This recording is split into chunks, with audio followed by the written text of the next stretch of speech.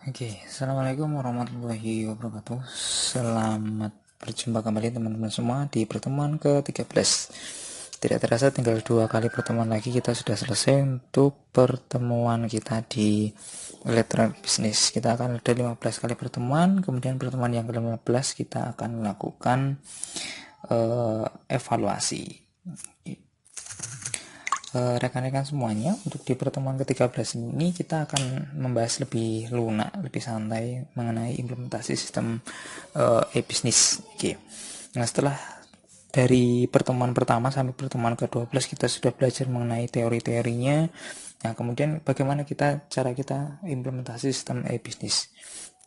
Teman-teman semua yang sekarang belajar di sistem informasi, saya yakin tidak akan kesulitan untuk melakukan implementasi, karena ini berkaitan erat juga dengan mata kuliah yang lainnya, yaitu mata kuliah untuk bisa jadi web programming ataupun mata kuliah yang berkaitan dengan pemrograman, yang berkaitan dengan pemrograman.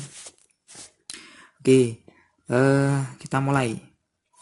Teman-teman semua, untuk melakukan implementasi dari sistem e-business ini, kembali lagi, kalau sistem e-business ini kan kita basicnya adalah melibatkan teknologi, melibatkan teknologi. Berarti di dalamnya nanti akan ada pengembangan aplikasi yang akan kita gunakan di dalam mengembangkan atau menjalankan bisnis kita. Nah, teman-teman semua sudah belajar juga di sistem informasi manajemen atau SIM, atau mungkin di pengembangan perangkat lunak, belajar mengenai bagaimana atau metode-metode apa saja yang bisa kita gunakan untuk melakukan implementasi dari sistem e-business itu sendiri. Nah, ada beberapa metode yang bisa kita gunakan untuk melakukan pengembangan atau implementasi dari sistem e-business. Kita bisa menggunakan waterfall, agile, red, scrum, prototype, atau DevOps. Tergantung dari masing-masing atau tergantung dari kasus sistem e-business yang akan dibangun. Apakah sistem itu kompleks atau tidak, melibatkan banyak pekerja atau tidak, kemudian kecepatannya seperti apa, apakah kemudian harus terstruktur seperti waterfall, ataukah kita akan melibatkan dari penggunanya langsung atau tidak menggunakan prototype. Jadi nanti bagaimana metode-metode yang akan digunakan ini sangat tergantung sekali dengan bagaimana pengembang atau development tersebut, gitu ya. Oke, kita lanjutkan. Nah, setelah kita melakukan development menggunakan beberapa metode tadi, ya, baik menggunakan waterfall, red, kemudian DevOps ataupun prototyping, kemudian kita juga akan menentukan bagaimana hardware yang akan kita gunakan, servernya seperti apa saja spesifikasinya yang akan kita gunakan. Ya, sekali lagi tergantung dari aplikasi yang akan kita bangun juga. Kemudian traffic yang akan membebani aplikasi kita, apakah akan besar atau kecil, ataukah dalam tahap perintisan awal atau sudah dalam tahap pengembangan yang masif. Kemudian aplikasi apakah kita akan menggunakan content management system CMS, ataukah kita akan mendevelop dari awal menggunakan framework, ataukah seperti apa. Itu juga akan menentukan juga dalam tahap implementasi tadi di atas. Nah, adapun cara-caranya tergantung juga dari tadi, ya, apakah kita akan menggunakan CMS atau akan mendevelop dari awal. Kalau menggunakan CMS, content management system, saya kira lebih mudah, ya, karena kita tinggal mengupgrade widgetnya, kemudian merubah kontennya, mungkin nanti menyesuaikan sedikit proses bisnisnya. Tapi kalau kita mendevelop dari awal, otomatis juga kita harus mendefinisikan bagaimana proses bisnisnya, kemudian output atau luaran apa yang akan kita hasilkan, kemudian device-nya seperti apa, apakah akan mobile base ataukah akan web base ataukah akan keduanya. Itu juga akan mempengaruhi dari implementasinya. Nah, selain dari faktor teknis tadi mengenai bagaimana kemudian kita akan mengimplementasikan dari sistem e-business kita dalam rangka tadi mengembangkan dengan berbagai metodenya, kemudian menginisiasi hardware yang akan kita gunakan, kebutuhannya yang akan kita gunakan. Kemudian yang tidak kalah penting juga adalah faktor yang kedua, yaitu ada yang namanya promosi. Karena seberapapun hebat kita membangun sebuah aplikasi, tapi tanpa kita membayanginya atau menyertainya dengan promosi, ya akan menjadi suatu hal yang bisa dikatakan percuma gitu ya. Karena ini sekali lagi ini adalah bisnis, bukan hanya sekedar kita membangun aplikasi, tapi ada faktor ekonomi atau ada kata bisnis yang tujuannya nanti adalah menghasilkan sebuah income atau menghasilkan sebuah pendapatan. Pasti memerlukan sebuah promosi, yaitu bagaimana cara kita untuk memberitahukan kepada orang lain atau kepada konsumen atau kepada masyarakat mengenai produk atau jasa yang kita hasilkan. Tujuannya supaya mereka mau menggunakan produk kita atau menggunakan jasa kita. Nah, beberapa tujuannya kalau definisi secara luasnya atau kurang lebihnya seperti itu. Jadi intinya bagaimana orang-orang itu tahu akan produk kita atau jasa kita, kemudian mereka mau menggunakan produk kita atau jasa kita. Nah, tujuannya ya, ini dibagi di slide saya paparkan ada sekitar 7 tujuan dari promosi. Yang pertama adalah menyebarkan informasi ya kepada target pasar potensial.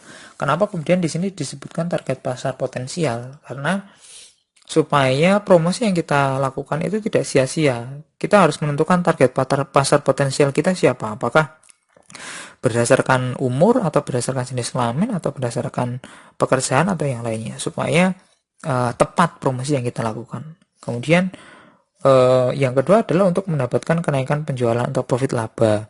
Nah, seandainya produksi kita sudah berjalan, penjualan kita sudah berjalan, kemudian kita melakukan promosi, ya salah satu tujuannya adalah tadi untuk menaikkan penjualan. Ya, tujuan akhirnya ya otomatis ke profit atau laba. Yang ketiga adalah mendapatkan pelanggan baru atau juga bisa menjaga kesetiaan pelanggan. Nah, promosi ini juga tujuannya untuk mendapatkan pelanggan baru. Seandainya kita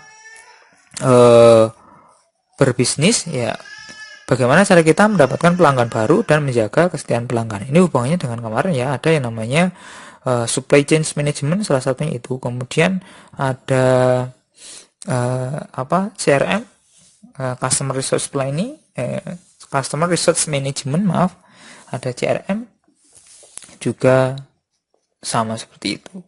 Yang keempat ada untuk menjaga kestabilan penjualan ketika terjadi lesu pasar. Nah, ketika grafik penjualan kita menurun, nah promosi ini digunakan untuk menggenjot supaya penjualan kita naik kembali. Salah satunya itu tentu. Kemudian yang kelima, membedakan serta mengunggulkan produk dibanding produk pesaing. Ini untuk menonjolkan diferensiasi produk kita terhadap produk pesaing kita. Oh, kami punya keunggulan ini, kami punya kelebihan seperti ini, gitu ya. Ya, salah satu gunanya untuk promosi. Kemudian membentuk citra produk di mata konsumen sesuai dengan yang diinginkan. Nah, ini untuk membentuk citra atau membentuk pandangan.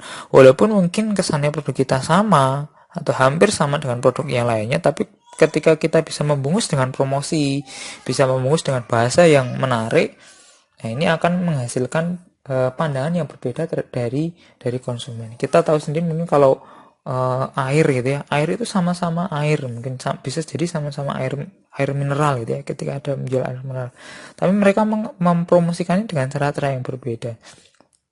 Nah, akhirnya pun konsumen juga akan mulai brainstorming gitu ya, akan mulai menentukan kayaknya seperti ini, yang merek A ini lebih bagus nih karena ini gitu ya.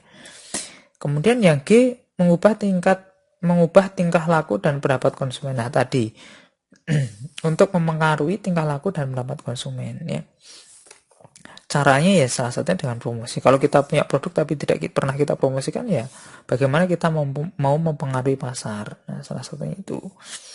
Jadi, ini beberapa peranan dari promosi. Jadi dalam e-bisnis ini tidak hanya sistem saja yang menjadi faktor utama, tapi juga ada faktor yang lainnya. Salah satunya adalah promosi juga yang perlu kita lakukan.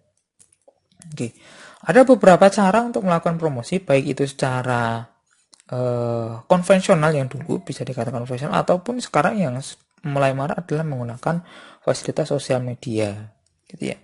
Nah, walaupun kita menggunakan sosial media ya, yang sekarang digadang-gadang sebagai fasilitas promosi yang paling handal, namun pada realitanya atau pada kenyataannya juga media-media yang dianggap konvensional ini masih menjadi alat utama juga dalam melakukan promosi. Kenapa? Karena salah satunya adalah mungkin tidak semua pangsa pasarnya bisa dijangkau dengan sosial media, gitu ya. Tidak bisa semua pangsa pasar dijangkau dengan sosial media. Contohnya, kalau seandainya segmentasi kita pangsa pasarnya adalah umum, di range usianya di antara 20 sampai 50 tahun, atau produk kita adalah produk yang umum. Tidak semuanya orang menggunakan sosial media, atau mungkin di negara ini tidak semuanya bisa terjangkau dengan internet, atau mungkin masih mahalnya akses internet. Nah, salah satu cara yang paling mudah atau paling mudah dijangkau oleh orang banyak adalah bisa juga menggunakan televisi, karena hampir setiap rumah tangga mereka punya televisi. Bisa juga dengan news, koran ya, walaupun sekarang sudah tidak begitu relevan untuk beberapa produk, tapi ini juga masih eksis untuk jasa-jasa tertentu gitu ya, yang sifatnya mungkin lokal. Kemudian radio ya, radio ini juga ada beberapa segmentasi tertentu yang mereka masih sangat mengandalkan menggunakan radio, gitu ya. Tapi kalau segmentasi kita kepada anak-anak milenial, nah mereka akan lebih cenderung melihat YouTube, Twitter, atau Facebook, ataupun media-media yang lainnya. Nah, tergantung dari segmentasi apa yang akan kita bidik, ini juga mempengaruhi alat promosi yang akan kita gunakan, gitu ya. Yang akan digunakan. Ini sangat berpengaruh sekali. Ini beberapa perkembangan, atau kalau kita lihat perkembangan promosi mulai dari era-eranya, dari 1990, dari 1900 sampai tahun 2020, mulai dari telepon, radio, telegram, sampai kepada 3D home printer. Nah, sekarang printer sudah bisa mencetak 3 dimensi. Kalau dulu belum bisa ya. Dulu masih sebatas 2 dimensi saja atau gambar. Ini beberapa perkembangan mensikapi atau menyesuaikan dengan perkembangan zaman. Ketika dulu belum ada internet dan masyarakat belum banyak menggunakan internet, ya otomatis mereka akan lebih banyak alat media promosinya sesuai pada zamannya, menggunakan radio, telegram, dan lain sebagainya. Kemudian bergeser mulai ke sekarang sampai tahun 2020. Tapi pada realitanya sekarang juga masih banyak juga yang menggunakan baliho, spanduk, koran, televisi, dan lain sebagainya, gitu ya. Nah, ini juga media promosi ini juga dipertimbangkan juga terhadap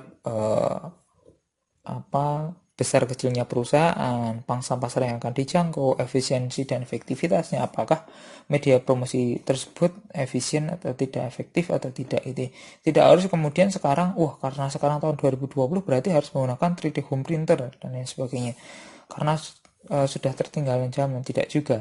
Sekali lagi, media promosi ini atau cara promosi ini disesuaikan juga dengan banyak faktor. Tadi salah satunya budgetnya, kemudian pangsa pasarnya, kemudian target pasar, gitu ya, kemudian luas jaringan yang pengen kita sentuh sejauh mana, itu juga akan sangat mempengaruhi media promosi ini, media promosi yang akan kita pilih. Jadi jangan sampai kemudian kita dalam memilih media promosi karena hanya latah zaman saja, tapi benar-benar kemudian kita melihat apakah produk dan jasa kita ini sesuai tidak kalau saya menggunakan media promosi yang kekinian seandainya.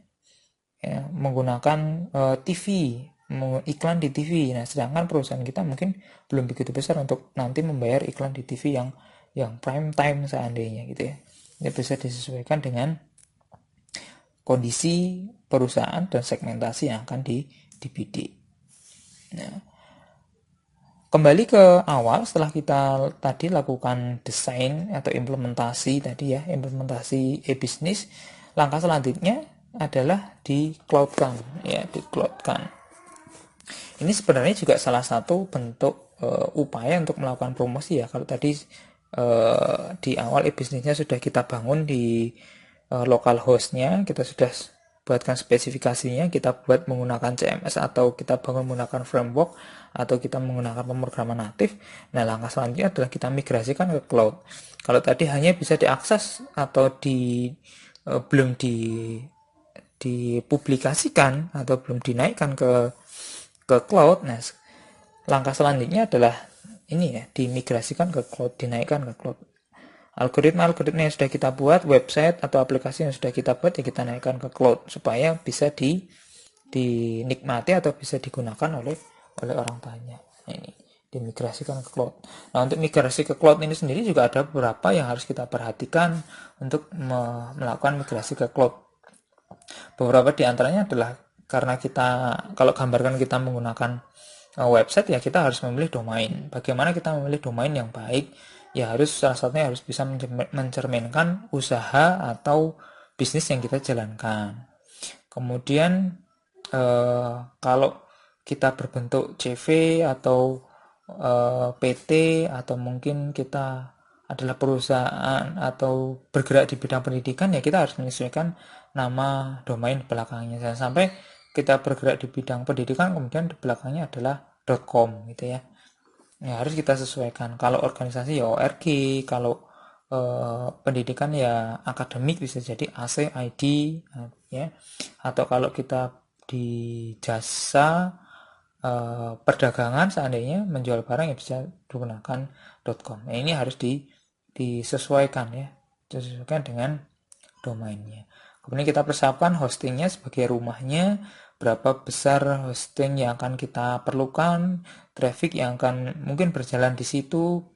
Ini juga harus disesuaikan dengan website yang kita migrasikan ke cloud. Kemudian tadi ya, berapa kira-kira yang akan mengakses dalam satu hari atau mungkin dalam 1 jam, trafficnya seperti apa, ini harus dipertimbangkan juga. Jangan sampai nanti ketika diakses kemudian website kita down gitu ya. Sampai ini jasa penyedia hosting ini banyak sekali ya di internet. Ada beberapa penyedia jasa. Kalau sekarang sudah tinggal memilih saja mau mau hostingnya ada di lokal atau di dalam Indonesia atau mungkin yang ada di luar gitu ya. Bisa memilih banyak sekali jasa-jasa hosting dan penyedia domain ya. Tinggal teman-teman semua menentukan mana yang sekiranya servisnya oke. Maksudnya servis itu ketika teman-teman semua sudah migrasikan web teman-teman semua ke cloud, nah mereka memberikan keamanan, kenyamanan dalam kita mengelola, kemudian tadi pelayanannya seperti apa. Biasanya membedakan antara satu penyedia layanan hosting dan yang lainnya di after salesnya. Kalau harganya biasanya tidak jauh berbeda. Ya, kalau harganya biasanya tidak jauh berbeda. Tergantung dari size yang kita inginkan dan aplikasi lainnya, mungkin perlu SSL dan lain sebagainya. Nah, setelah itu kemudian kita juga harus memperhatikan juga mengenai electronic payment-nya, karena kita akan berbicara mengenai electronic business.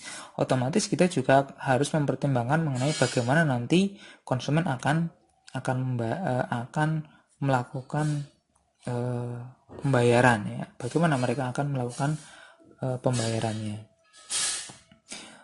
Oke, teman-teman semua bisa menggunakan beberapa jenis layanan dari e-payment. Ada yang electronic banking ya, ada yang stored value system card ya, ada yang stored value system card. Mau menggunakan yang mana? Kalau electronic banking ini hanya caranya untuk mengakses service via bank biasa saja ya. Kita menggunakan, seandainya kita punya electronic banking via bank BCA, BRI dan lain sebagainya, ini bisa menggunakan electronic banking. Kalau stored value system ini lebih ke model baru ya, alternatif mata uang yang dikeluarkan oleh pemerintah. Kalau electronic banking ini keluaran ya mata uang yang dikeluarkan oleh pemerintah yang ditransfer. Kalau stored value system card ini ya mata uang yang alternatif, kayak kita pakai Kupai gitu kan. Itu kan yang ditransfer bukan mata uang ini ya, tapi nilai nominalnya, atau juga PayPal itu juga sama, dan kawan-kawannya yang seperti itu bisa menggunakan store value system cardnya. Oke, ada banyak metode payment atau model-model dari electronic payment ini sendiri. Ada e-wallet. E-wallet ini semacam dompet elektronik ya, dompet elektronik. Biasanya kita bawa dompet yang fisik. Nah, ini e-wallet ini kita bisa menggunakan namanya dompet elektronik. Yang kedua ada e-cash atau electronic cash. Okay.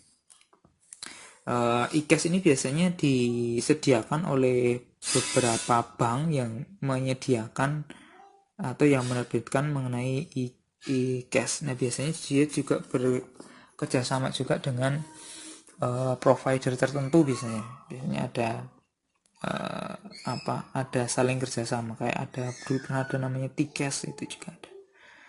Kemudian electronic check, ini sama seperti cek, cuma bentuknya adalah elektronik saja. Kemudian first virtual ya, first virtual ini kredit elektronik ya, kredit elektronik. Jadi teman-teman semua bisa melakukan pengajuan pembayaran nanti atau pay later gitu ya teman-teman semua. Ini first virtual, teman-teman semua bisa pakai itu. Jadi beli sekarang bayarnya nanti, kredit lewat virtual credit card. Kemudian smart card based payment ini lebih ke perangkatnya ya, lebih ke perangkatnya menggunakan smart card pakai chip. Hampir sama seperti ya credit card digesek seperti itu. Kemudian PayPal ini alat pembayaran virtual. Kemudian e-gold ini teman-teman semua bisa menggunakannya untuk melakukan pembayaran di seluruh dunia. Kalau cash mungkin hanya bank-bank tertentu, tapi e-gold ini bisa dilakukan di seluruh dunia ya. Di seluruh dunia bisa dikonversi menjadi rupiah, dolar, euro dan lain sebagainya dengan lebih mudah. Dan ada SegPay, ada Autoris.net. Ini beberapa model-model e-payment. Kemudian yang paling hit sekarang beberapa waktu yang lalu ada yang namanya Bitcoin kita atau uang elektronik. Ini juga salah satu bentuk dari model-model elektronik payment. Oke. Kalau tadi model electronic payment-nya, nah sekarang kita bicara mengenai juga payment gateway-nya. Ada beberapa gateway atau jalur yang bisa kita gunakan untuk melakukan payment gateway-nya. Salah satu contoh bentuk payment gateway seperti Doku, kemudian mereknya ya, ada Space Doku, GoPay, kemudian OVO, Dana dan lain sebagainya. Itu adalah salah satu bentuk dari payment gateway. Itu bentuknya atau rupanya dari payment. Adapun nanti yang dilakukan di dalamnya bisa jadi ya ada yang namanya e-cash atau first virtual. Lalu sekarang juga ada yang namanya kredit online. Itu juga ada beberapa penyedia layanan kredit online juga banyak. Pay later itu juga Shopee. Kalau Shopee Pay later itu juga sama ya. Dia juga payment gateway juga. Dia membayar bayarnya nanti gitu ya. Diutangi dulu. Oke. Namun kita juga jangan lupa memperhatikan beberapa aspek keamanan. Walaupun kita memberikan kemudahan bagi para konsumen, tapi faktor keamanan itu juga harus sangat kita perhatikan. Karena sekali lagi bisnis itu menjual jasa dan kepercayaan, menjual kepercayaan kepada konsumen. Jangan sampai kemudian konsumen menerima resiko untuk kehilangan data pribadinya atau mungkin kehilangan uangnya ketika mereka melakukan transaksi secara elektronik ya. Banyak macam ancaman dari faktor keamanan itu ya. Nah, kita harus mampu menjaga dari sisi aspek keamanannya. Ada beberapa cara yang bisa kita gunakan untuk melakukan pengamanan di site kita atau di e-business kita. Bisa kita menggunakan enkripsi atau autentifikasi. Kemudian kita juga bisa memasang yang namanya firewall. Nah, sekali lagi keamanan itu tidak berbanding lurus atau keamanan tidak berbanding lurus dengan kenyamanan. Kalau orang dibuat semakin nyaman ya dibuat mudah gitu ya, mudah sekali untuk masuk atau melakukan sesuatu. Nah biasanya keamanannya tidak begitu aman gitu ya biasanya. Contohnya ketika kita melakukan transaksi nggak perlu melakukan login, langsung klik klik klik langsung bayar gitu ya. Nah itu juga bagaimana nanti untuk menjaga keamanan. Nah ini menjadi tugas teman-teman semua, bagaimana kita membuat kenyamanan tapi dia juga tetap aman, secure. Aman tapi tetap nyaman gitu ini. Aman tapi tetap nyaman. Sama seperti kalau di dalam rumah, kita punya rumah, kita pengen aman ya kita harus memasang gembok yang banyak sekali. Mungkin di pintunya kita pasang kunci pintu, kemudian kita pasang gembok, kemudian kita pasang rantai, kemudian kita kasih anjing penjaga, kita kasih alarm dan lain sebagainya. Itu insya Allah aman ya, rumah kita aman. Tapi juga tidak nyaman akhirnya ketika kita mau masuk, harus banyak kunci yang harus kita buka, kemudian lama gitu ya. Nah itu jadi keamanan dan kenyamanan itu tidak berbanding lurus tapi berbanding terbalik. Nah ini tugas kita yang kita bekerja atau berkecimpung di dalam sistem informasi, membuat bagaimana supaya pengguna tetap nyaman tapi juga tetap aman. Oke, kurang lebih seperti itu teman-teman semua untuk pengantar bagaimana kita melakukan implementasi e-business. Jadi di e-business ini ada faktor yang juga harus diperhatikan selain teknis tadi ya. Ada faktor promosi ya. Kemudian juga ada faktor mengenai keamanan ya. Ada faktor keamanan juga. Jadi tidak hanya kemudian kita menghasilkan uang, tapi ada juga bagaimana kita menjaga supaya user kita atau pengguna kita tetap aman ketika mereka menggunakan sistem yang kita bangun. Oke, terima kasih teman-teman semua. Selamat berjuang, selamat menghasilkan karya, selamat membuat sebuah bisnis baru yang berbasis elektronik. Mudah-mudahan teman-teman semua bisa menjadi bagian dari sistem itu sendiri, bisa menjadi developernya atau bisa menjadi software engineer-nya dalam memeriahkan dunia elektronik bisnis saat ini. Oke, terima kasih teman-teman semua atas kesempatannya, atas perhatiannya. Saya akhiri sekian dulu bahasan kita mengenai implementasi dari e-business. Assalamualaikum warahmatullahi wabarakatuh.